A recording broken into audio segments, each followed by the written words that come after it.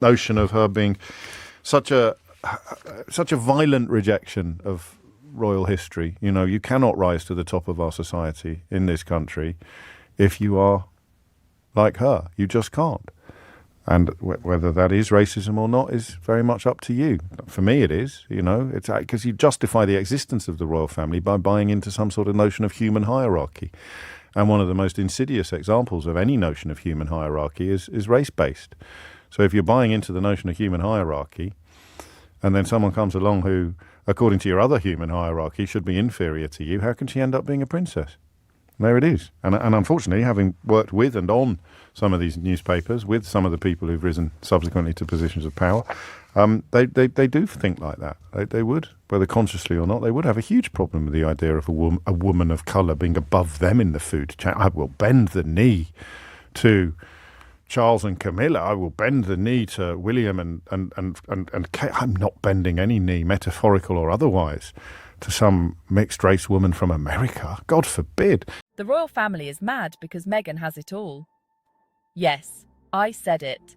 Their obsessive scrutiny of Meghan's Columbia wardrobe, as highlighted by the recent Daily Mail article, reveals far more about their deeply ingrained biases than it does about Meghan herself.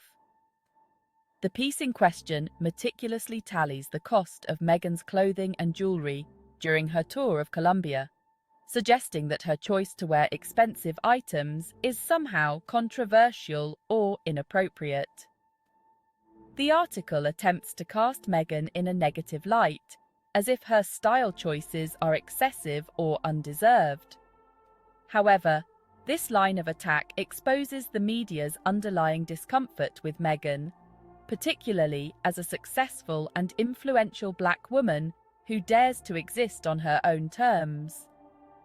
The fact that a member of the British media took the time to calculate the exact value of Meghan's outfits down to the last pound sterling is not just petty, it's indicative of a deeper, more troubling issue. It sends a clear message. The British media does not believe that Meghan deserves to wear expensive clothes or enjoy the luxuries that come with her status. This scrutiny is not applied equally across the board. Kate Middleton, for example, is often praised for her fashion choices, even when she wears similarly high-end designers. The discrepancy in how Meghan and Kate are treated by the press raises important questions about race, privilege, and the persistent double standards that women of colour face. Let's dive deeper. The Daily Mail's article is just one example in a long history of the British media's attempts to diminish Meghan. From the very beginning, Meghan has been subjected to a level of scrutiny and vitriol that is unprecedented in its intensity. Every aspect of her life has been analysed, criticised, and twisted to fit a negative narrative. Whether it's questioning the legitimacy of her two children, suggesting that her marriage to Prince Harry is a sham, or spreading rumours about the supposed failure of her business ventures, the media's goal has always been the same: to undermine Meghan's success and to strip away the happiness she has found outside of the royal institution. So why? Why do both the British media and royal family undermine Meghan? Why do they try to rob her of her happiness?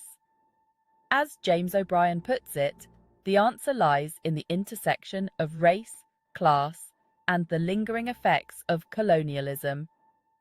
Meghan's very existence challenges the traditional image of royalty, an image that has historically been white, British, and aristocratic. By marrying into the royal family and bringing her own unique background and experiences, Meghan disrupted the status quo. Her presence as a biracial woman with a successful career, a global platform, and a strong sense of self was never going to sit comfortably with those who cling to outdated notions of what it means to be royal. Their fixation on Meghan's wardrobe is rooted in the belief that a black woman should not have access to the same privileges and luxuries as her white counterparts. This belief is not just limited to the British press. It is a reflection of broader societal attitudes that continue to place limits on what black women can achieve and enjoy. The idea that Meghan, a woman of colour, could marry a prince, wear designer clothes, and live in a multi-million-dollar home is seen as an affront to the established social order. It challenges the notion that wealth, status, and luxury are the exclusive domains of the white elite. The scrutiny of Meghan's fashion choices is also a way for the media to police her behaviour and to reinforce the idea that she should know her place. By criticising her for wearing expensive clothes, the media is effectively saying that Meghan should not aspire to the same level of luxury and refinement that is afforded to others. This is a classic example of the way in which women of colour are often held to higher and more restrictive standards than their white counterparts. While Kate Middleton's fashion choices are celebrated as elegant and tasteful, Meghan's are scrutinised for being too extravagant, too flashy, or too out of reach. This double standard is not just about fashion, it extends to every aspect of Meghan's life. The media has consistently questioned the validity of her accomplishments, her marriage, and even her motherhood. The fact that Meghan has 2 beautiful children, a loving husband, and a successful career is something that the British media simply cannot accept. They have gone to great lengths to delegitimize her happiness, whether by spreading baseless rumours about her children not existing, or by suggesting that Prince Harry is unhappy and controlled by his wife. The media's relentless attacks are rooted in the belief that Meghan does not deserve to have it all, and that her success must somehow be taken away from her. The Daily Mail's article also exposes the fact that the British media views it as a crime for Meghan to be successful, happy, and independent. Every time Meghan achieves something new, whether it's launching a brand like American Riviera Orchard, or undertaking a meaningful tour like her recent visit to Colombia, the media is quick to find a way to tear her down. They are threatened by her success because it challenges the narrative that they have spent years constructing, that Meghan is an outsider who does not belong, that she is unworthy of the status and recognition that she has earned. It's important to note that Meghan has never asked the British media for anything. She has not sought their approval, nor has she relied on them to validate her choices. Yet, they continue to be obsessed with her every move, determined to find fault where there is none. It's clear that their fixation on Meghan is not just about her. It is about what she represents. She is a symbol of change, of progress, and of the breaking down of barriers that have long kept women of colour out of spaces that were not designed for them. Meghan's success and happiness are a threat to the British media because they represent a shift in power dynamics. Meghan is not just a black woman. She is a black woman who has risen to a position of influence and authority on the global stage.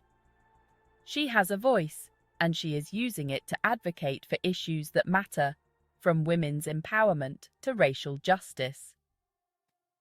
The media's attempts to diminish her are a reflection of their fear that the world is changing and that the old hierarchies are no longer as stable as they once were. In conclusion, the British media's relentless scrutiny of Meghan Markle's wardrobe is a symptom of a much larger problem. It is rooted in deeply ingrained biases about race, class, and power, and it reflects the media's discomfort with Meghan's success and independence. The double standard that the media applies to Meghan, compared to other members of the royal family, particularly Kate Middleton, is glaringly obvious and speaks to the ways in which women of colour are often held to impossible standards. The media's obsession with Meghan is not just about her, it is about what she represents. a challenge to the status quo and a symbol of a more inclusive and equitable future. Despite the media's best efforts to tear her down, Meghan continues to rise above the noise, proving that she is not only deserving of her success, but also unshakable in the face of relentless criticism. Thank you for watching.